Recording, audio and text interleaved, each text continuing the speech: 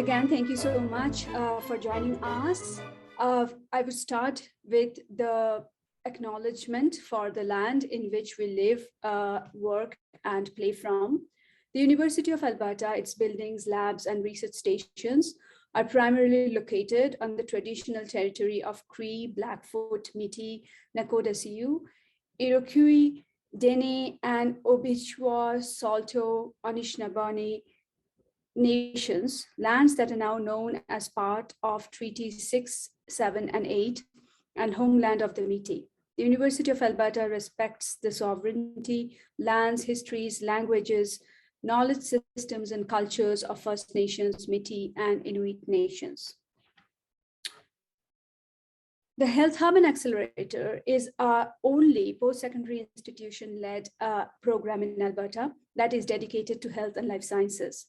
We support early and later stage companies through access to space, resources, ecosystem connections, coaching, and mentorship. We work directly with our clients to support their business needs by hosting events such as today's information session.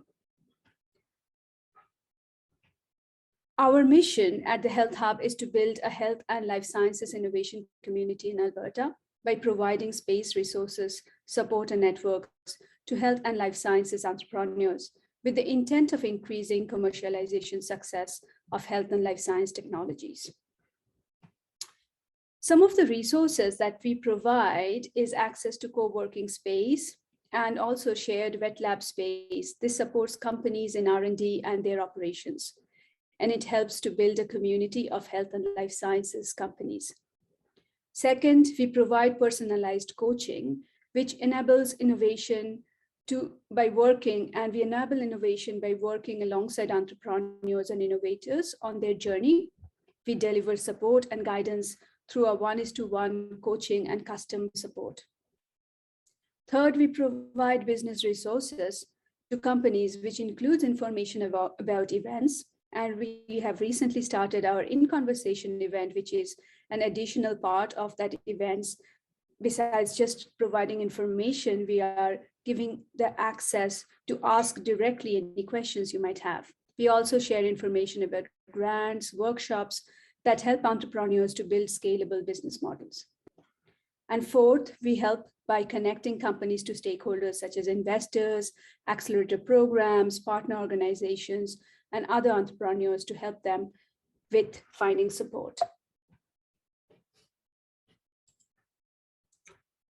Our business model, where did it go? Yeah, sorry. Our business model basically is in a rolling step. We have an initial online application process. This continuous rolling process allows companies to join us any time of the year through referrals or directly through outreach. Our team analyzes the applications that they provide, and they set up initial meetings to identify what their requirements are and whether there is a fit within the program.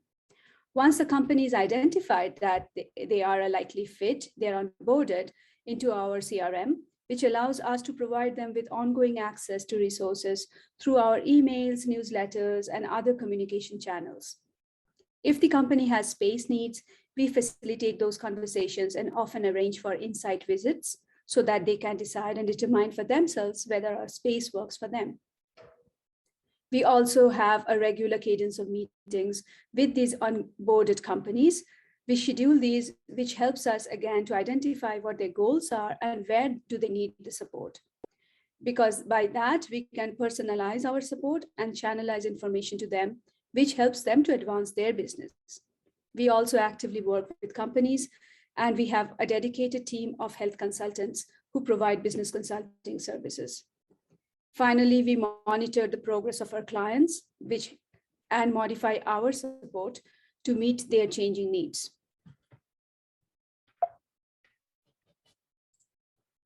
Our companies currently are over 32, and we are growing. This graph shows some of our companies. Most of them are early stages, and some of them are advanced. We're very interested and happy to let you know that 43% of our clients have founders who identify themselves as female. And a large section of our companies are in the digital health space, medical devices, diagnostics, and biotechnology. Some of the metrics by which we measure our success lies in the growth of our clients. In the past year, we have supported a large number of full-time and part-time job creation, assisted with funding and intellectual property. Finally, if you have any questions for us, please don't hesitate to contact us in the phone number provided or the email. We have our website and our LinkedIn. We'll soon be launching other social media channels as well for us to connect with our community. With that, I would like to come to our main event, which is the Business Development Support Program. So please join me in welcoming Chloe. Chloe is the head of Startup Scale Up Edmonton. She's a committed community builder with over a decade of experience in the public sector. She thrives on creative problem solving and building consensus and around complex ideas. Chloe's educational background includes a drama and comparative literature degree from the University of Alberta, a certificate in arts and cultural management from McEwen, and she's currently working on her master's degree, which is focusing on the decolonization of sport through skateboarding. We were actually discussing her very unique master's thesis. So if you are interested, please reach out to her and have that conversation. She will have completed her master's degree in 2022. She joined Innovate Edmonton in September of this year, and she has more than 15 years of experience working at the University of Alberta. Until recently, she was the manager of the Alumni Career Services, where she developed career services for alumni at all stages of their careers and launched programming for the association. Programs included online and in-person mentorship, an online community for students and alumni, career advice podcasts, skill building workshops, webinars, professional development grants. She leads the Business Development Support Program, and I would like to welcome Chloe. She's going to take us off. Thank you so much. Thank you so much. That was such a nice intro. I don't think I've ever been so generously introduced. So thank you very, very much. I will share some slides with everybody, but I just want to say up front, they're not extensive. My hope is that you'll have some questions for me. In keeping with the name of this lecture series, I would very much like this to be a conversation so we can address your personal needs and talk about how the Business Development Support Program can help support you and your specific needs. And if we can't, maybe I can help you, direct you to some other service that could be of help. So I will attempt to share my screen right now.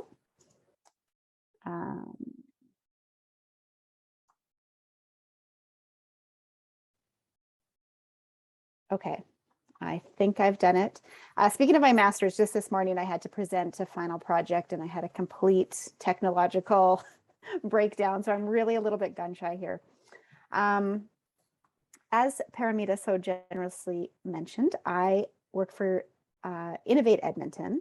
I'm the head of Scale Up Edmonton, and I'll be talking to you today about one of our programs, the Business Development Support Program, and related services that we have available on some post-secondary campuses in Edmonton. And before I begin, I like to start by mentioning that all of our programs in Scale Up are made possible by our funders, and that is Alberta Innovates through the Edmonton Regional Innovation Network. So thanks to them, we are able to do this work.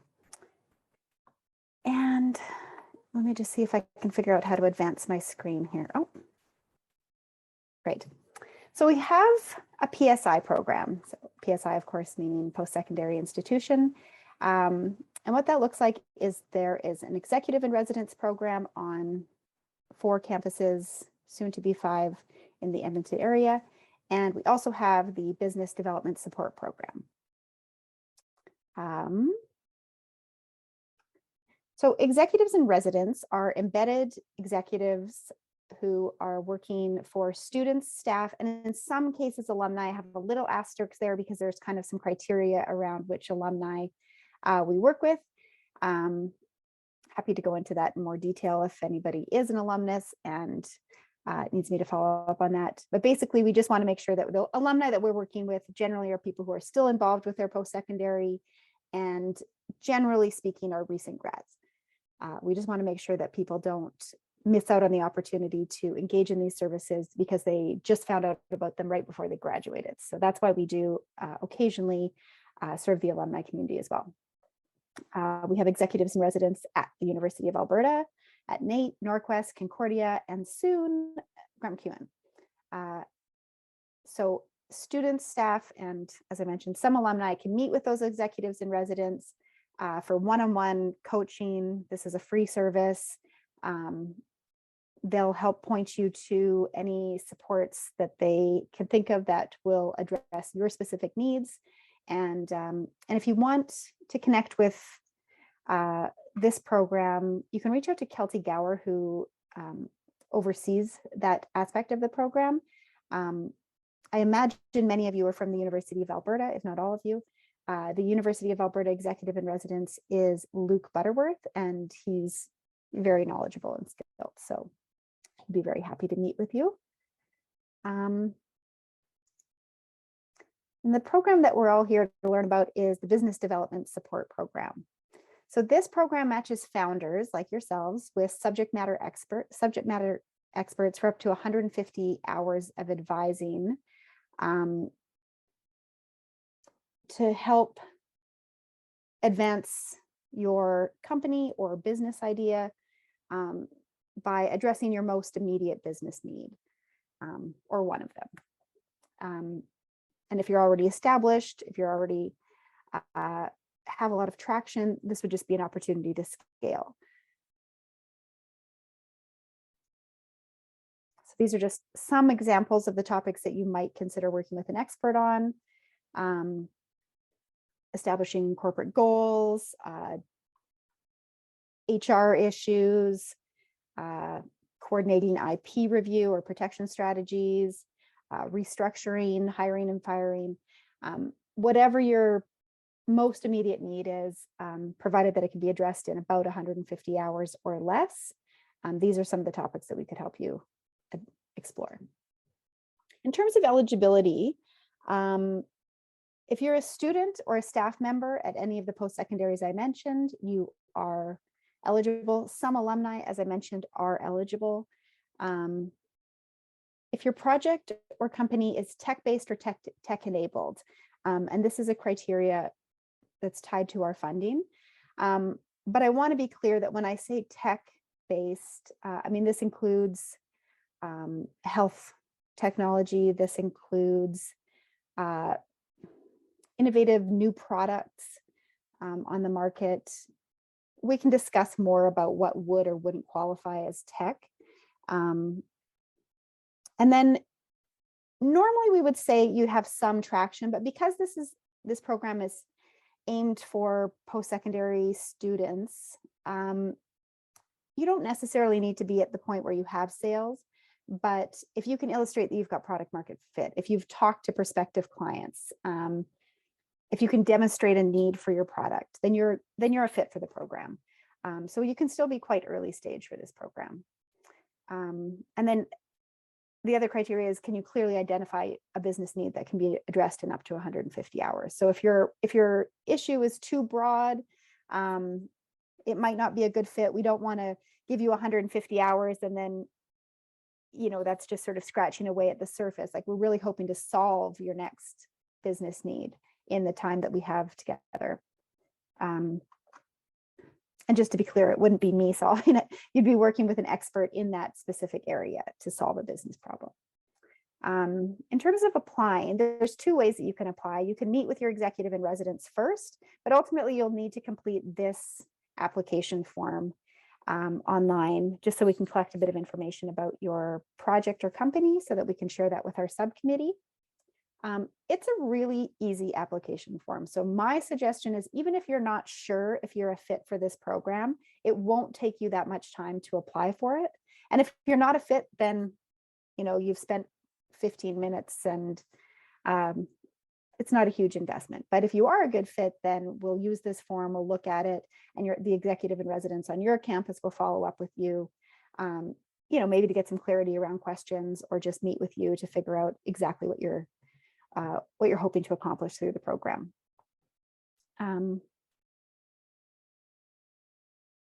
That's my whole slideshow, and I'm hoping that we can just open it up for conversation and discussion. So if there's anyone here who would like to know if their project might be a fit or has any questions about the program, I'd just love to chat about that. Thank you so much for the presentation, Chloe. I do have a few questions. I thought we can start the discussion by asking you a few questions that I had. And I think it would help to understand a little bit more about the program. So one of my questions was about the business development support program. Evidently, it is for PSIs. Now the innovation landscape is quite, there's lots of support out there, lots of things happening, which is great, not only for tech, but for health tech, for other sorts of startups, social innovation as well. My question was about your key differentiator, which makes an entrepreneur decide which program to go for. Thanks so much for asking that question, because I do want to address that. Yes, we are so lucky. There are so many great options for innovators and entrepreneurs in this city. We're rich in choice. And I come from the U of A. That's my work and educational background. So I'm aware of even just on the U of A campus, how many supports and services there are available. So that's terrific. That's wonderful news. And it's great news for me, because I don't think this program at all competes with any of them. The intention is just that it can enhance them. So you might be, this is just an example, but you might be involved in, let's say, the venture mentoring service, and you're receiving mentorship from a team of experienced entrepreneurs, and they're helping develop you personally as an entrepreneur. That's wonderful. But then on the side, you're also like, oh, maybe I could really benefit from a software developer to help address a really specific, just enhance my product. Or maybe you need some marketing support and you just don't have enough hours in the day. You need to bring on a team member to help develop a marketing strategy. The BDS program is not meant to be a mentorship program. It is hands-on support. So this is an opportunity to bring in extra help to supplement what you're already doing, because I'm sure you're probably already involved in a number of initiatives and they all take a lot of time. This is an opportunity. We don't want you to spread yourself too thin. This is an opportunity to bring in an expert who's going to tell you how to address a very specific business need, or you might bring them on just to address that business need themselves. So there's a couple different ways this program can work, but ultimately you're hiring somebody. And so they will have deliverables, whether that's to develop a strategy for you, or to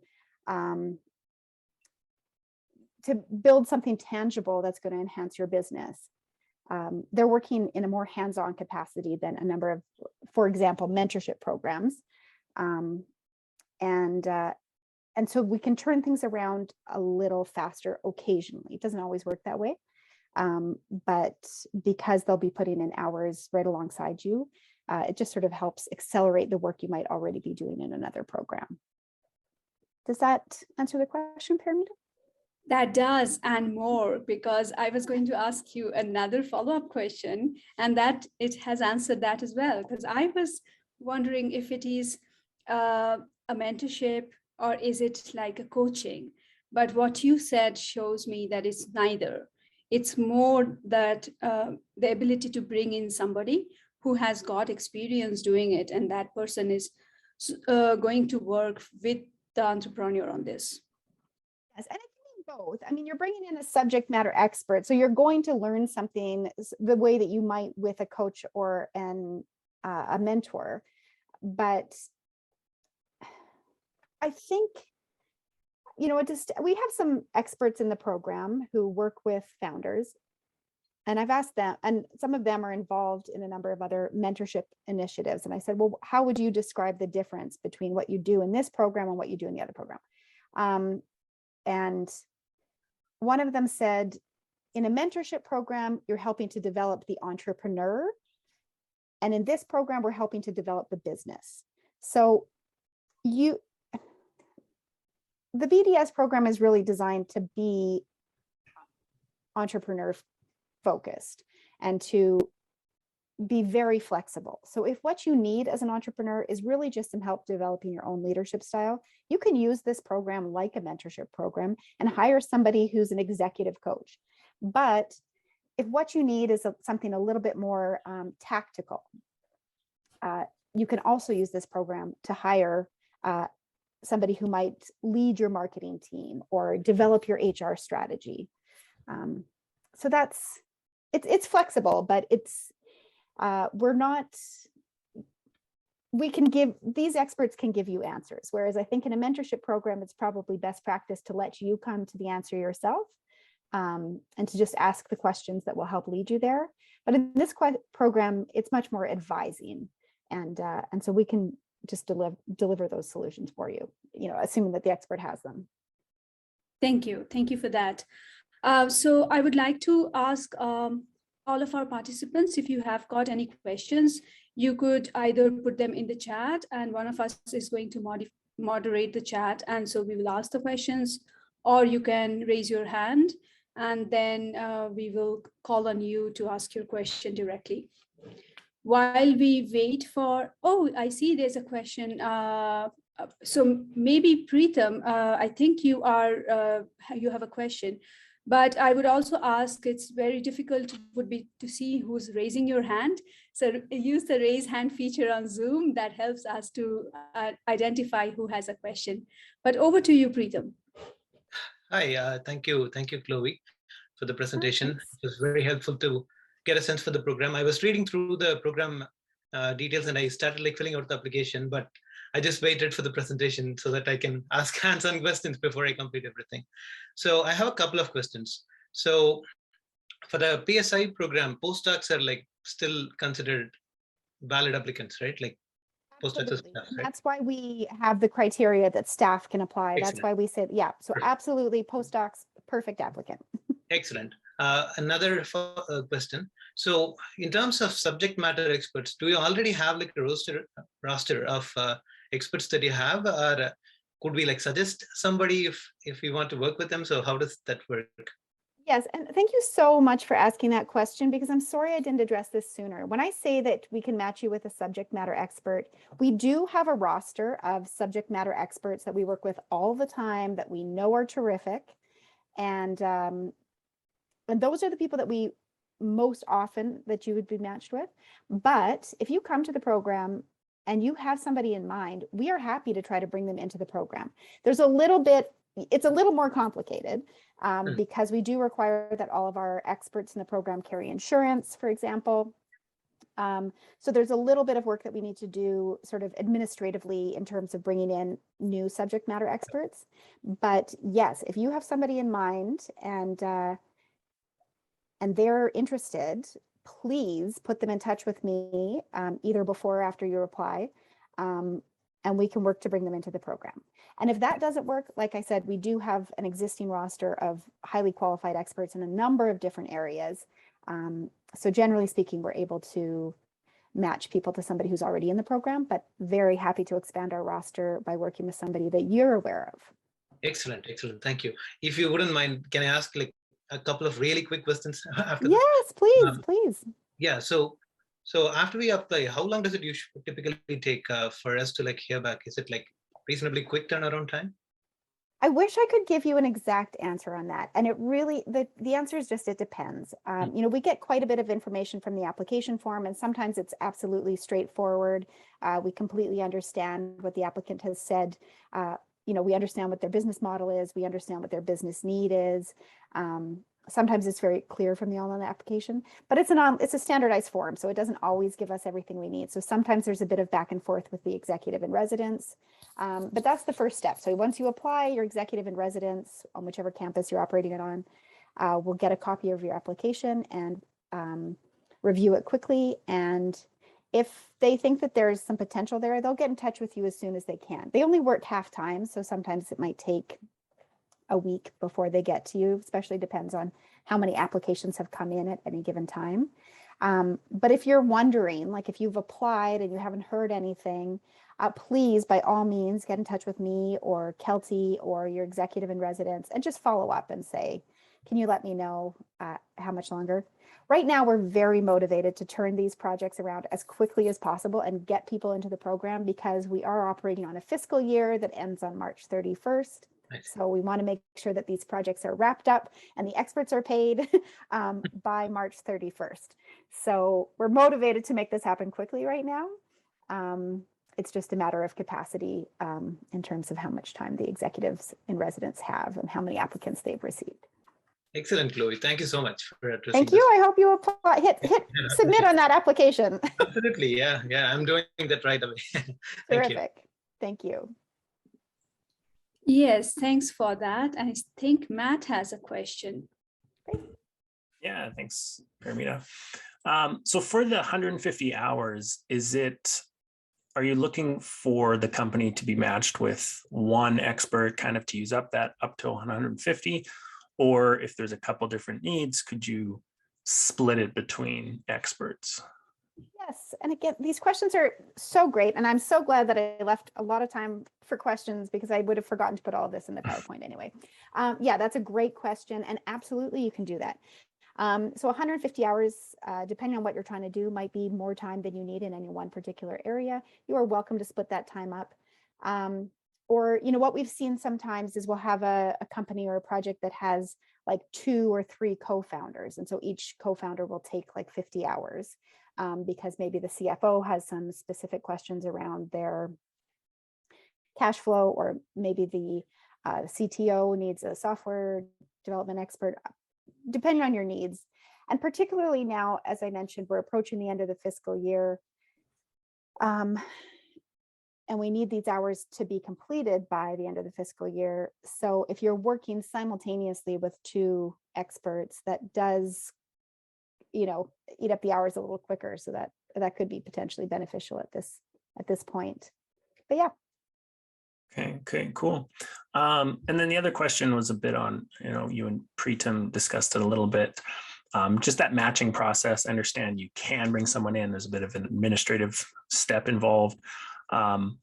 But just curious if you could walk through a bit of what that matching process entails. Will you work with the executive in residence to kind of identify to see if it'll be a match, or is it just kind of here's who you've been matched with? The executive in residence will recommend somebody based on what you've identified as your primary need, or maybe in discussing with the executive in residence, you'll go into that conversation thinking that what you need is this, and he'll say, well, I think first you might want to back up and address this issue. But in any case, the executive in residence will probably recommend somebody, and then you'll have the opportunity to meet with them to see if it's a good fit. So you'll go into a conversation with the proposed expert, and this is, of course, assuming that you're not bringing somebody into the program, but you'll have an opportunity to chat with them for up to 5 hours to talk about what the project might look like and to determine if it really is a good fit, because sometimes it's just not. Maybe it's personalities, or maybe when you meet with the expert, they're like, what, actually, that's a little bit out of scope for me.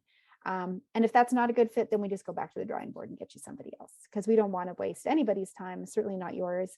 So yeah, you do have the opportunity to sort of vet them yourself and see if it's going to be beneficial for you. Awesome. Thank you. Yeah, thank you. Thank you for that, Matt. It actually brings to mind another question that I was thinking about, which is around how does the structure of the program work. I have understood quite a significant part, Matt's question, and also from Preetham's question and your explanations. But I was just curious, Chloe, when matched, once assuming it's matched and the entrepreneur and the subject matter expert are working together, is there a touch point with you or somebody on your team or the executive in residence throughout those 150 hours?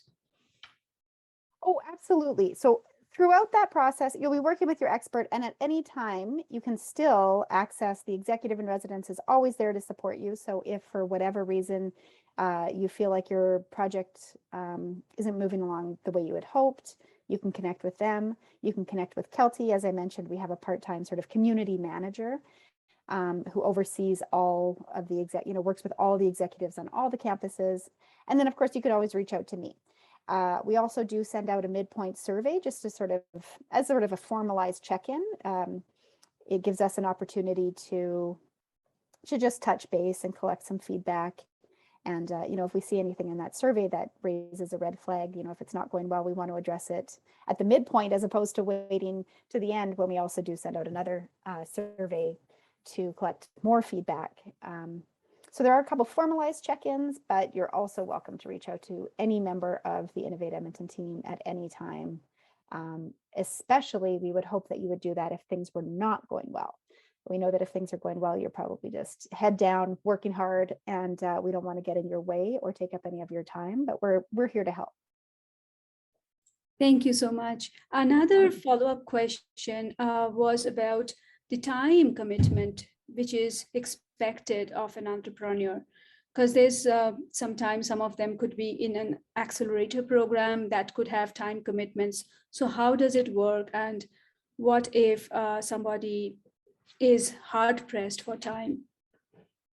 Yeah, absolutely. If you're hard pressed for time, I mean, when we say that there's up to 150 hours, first of all, you don't have to use 150 hours. If you have like a smaller issue that can be resolved in 50 hours, then by all means, only, you can request or suggest or only use 50 hours. Even if you've been approved for more hours, if partway through you're like, I'm so sorry, but I'm just swamped, I can't possibly complete these hours, you can sort of bow out at any time. We don't want to add to your burden. We're here to try to help, not to add to your many stresses and responsibilities as a founder.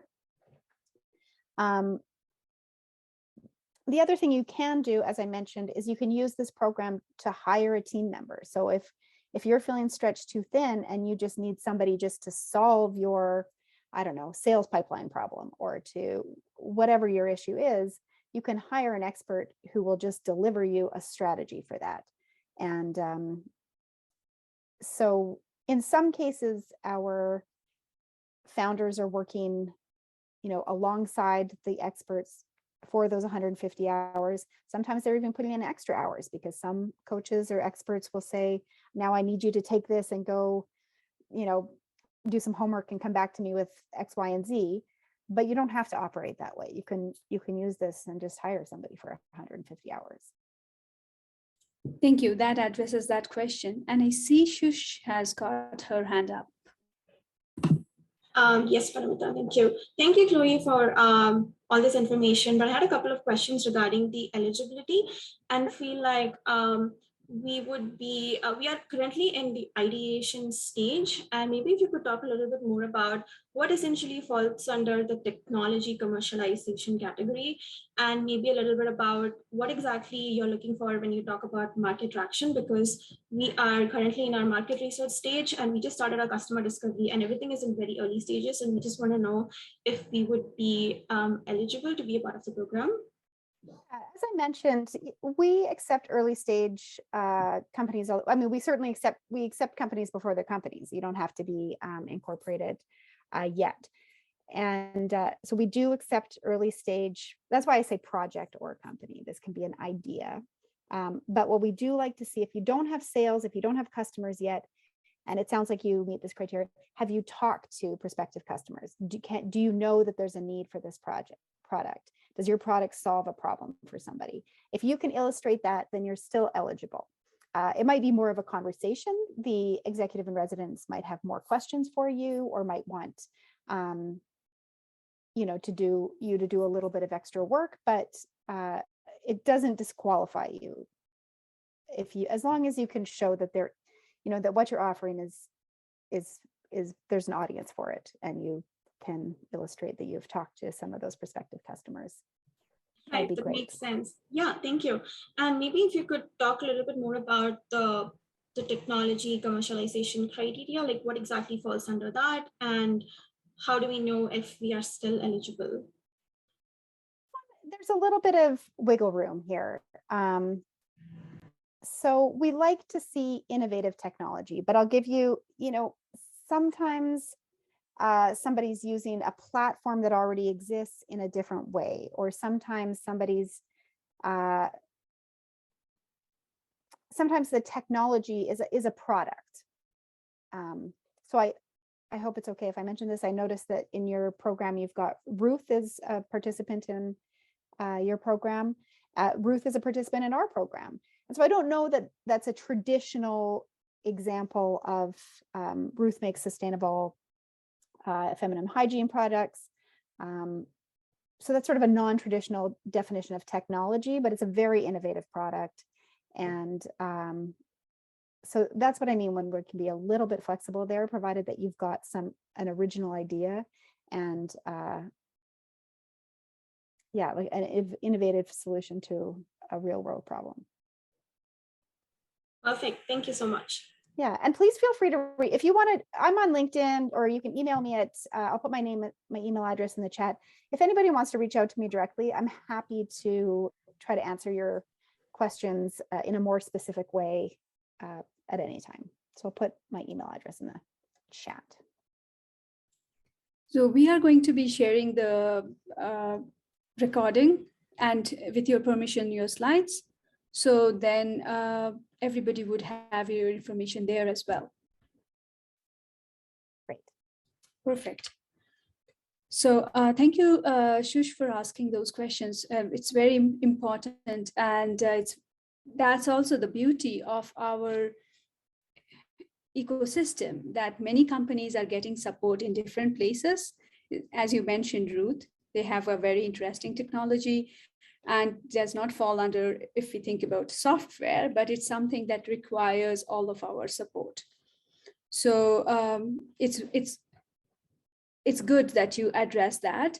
And I was also, this brings a question in mind about when you were talking about those different projects which people could have and could ask their potential experts.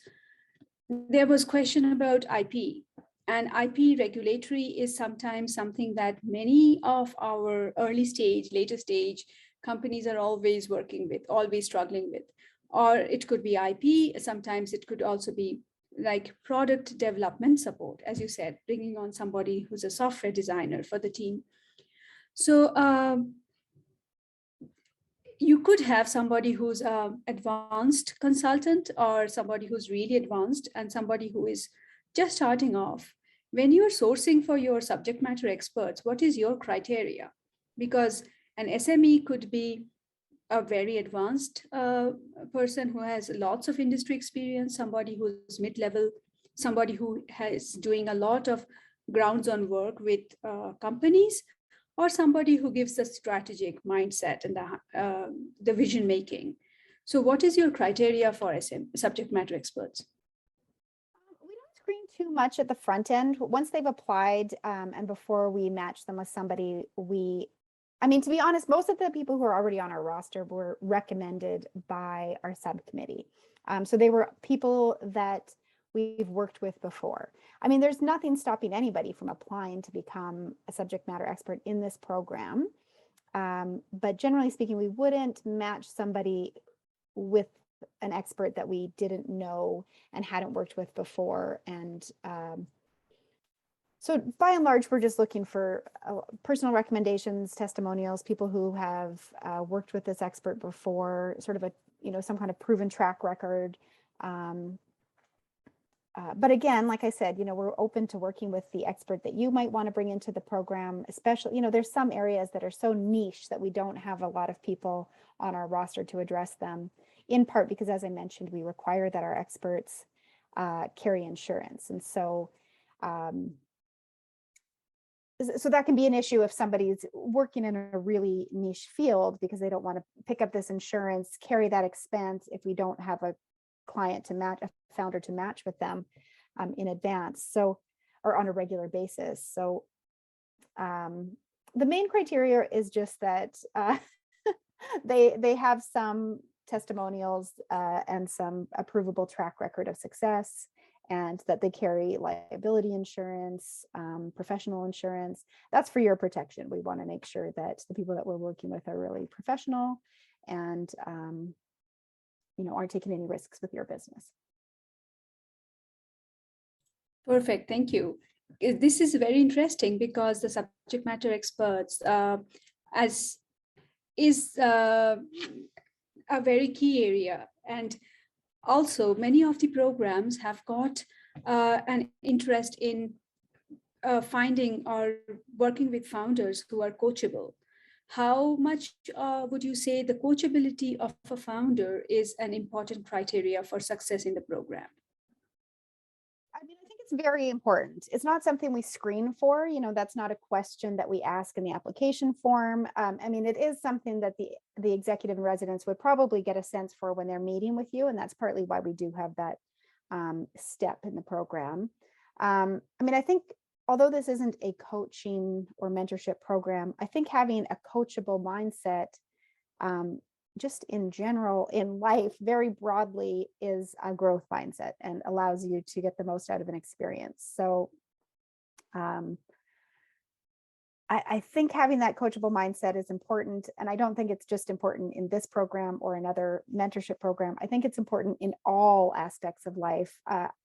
Most of you are university students, so I assume that you're already in that mindset where you're prepared to take on new information and learn and grow from it.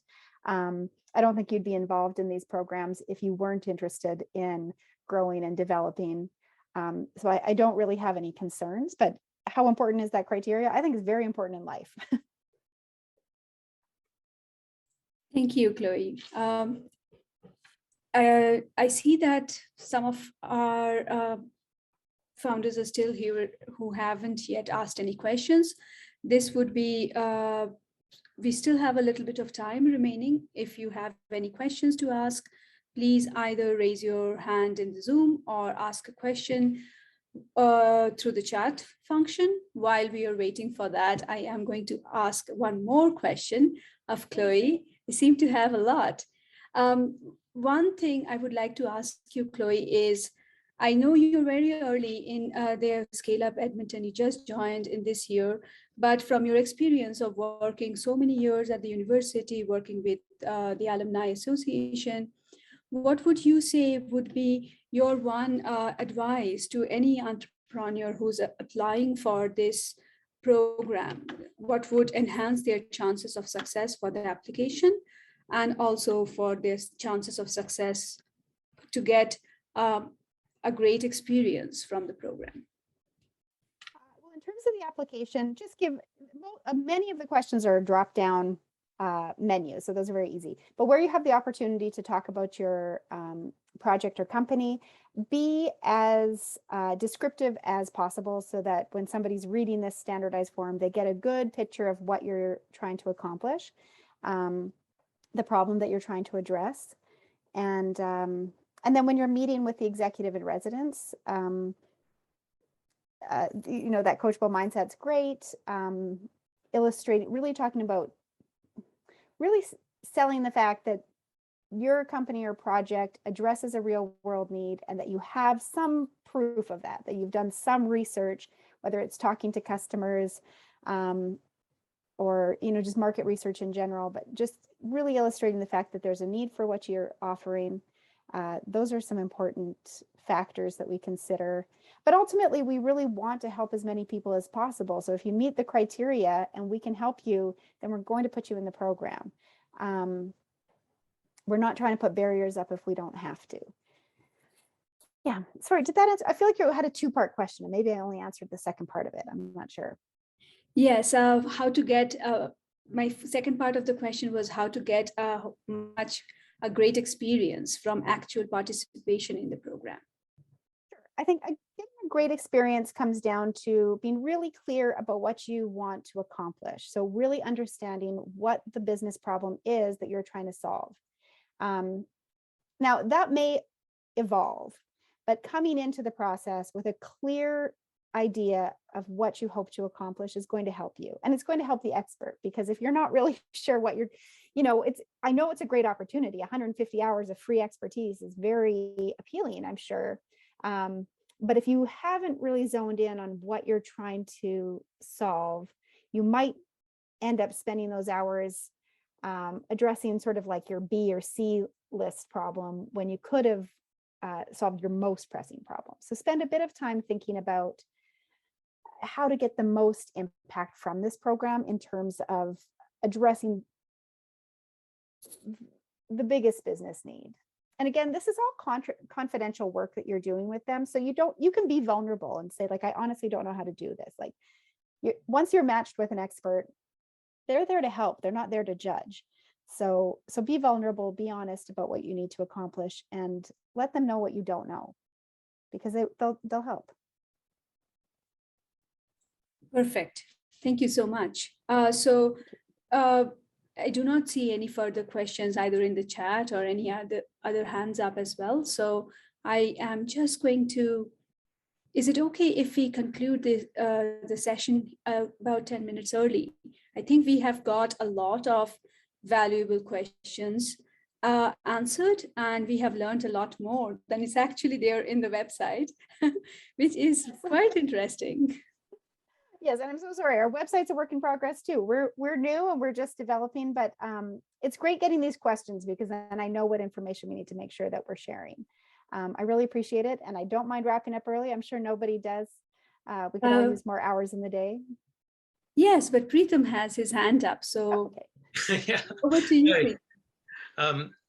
So just a quick question related to other programs by Innovate Edmonton. Is there any other programs that we should keep an eye out for that might be suitable for like earlier stage companies, tech enabled? Yes, absolutely.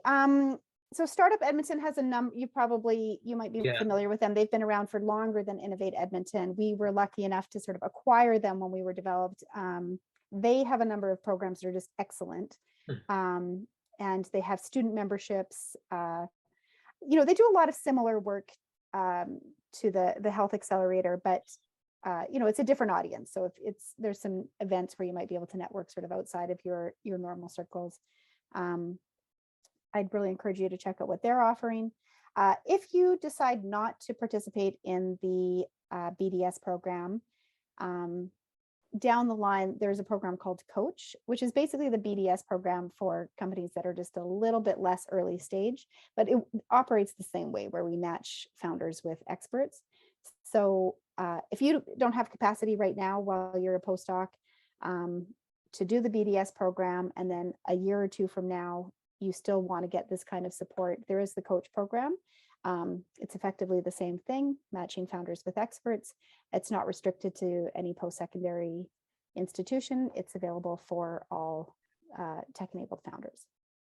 Okay, so that's similar. Is it just the same program as ERIN Coach? It's gotten renamed, is it? Sorry, as the same program as? So there used to be this ERIN Coach program, ERIN Coach program. Is it the same thing? Yeah, okay. Okay. The ERIN Coach program, yes, that still Yes. exists. Okay. And the BDS program, the ERIN Coach program, they're very similar, but just for slightly different audiences. I see. Okay. Yeah. Thank you so much, Chloe. No problem. Yeah.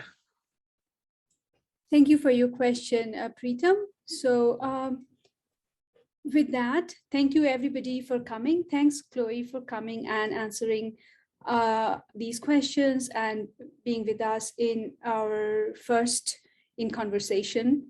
We hope to have more of these in the future. With that, let's wrap it up for today. If anybody has any further questions from Chloe, her information is all there in the chat. Please reach out to her, or you can reach out to any one of us and we will forward it to you. Thanks everybody for joining.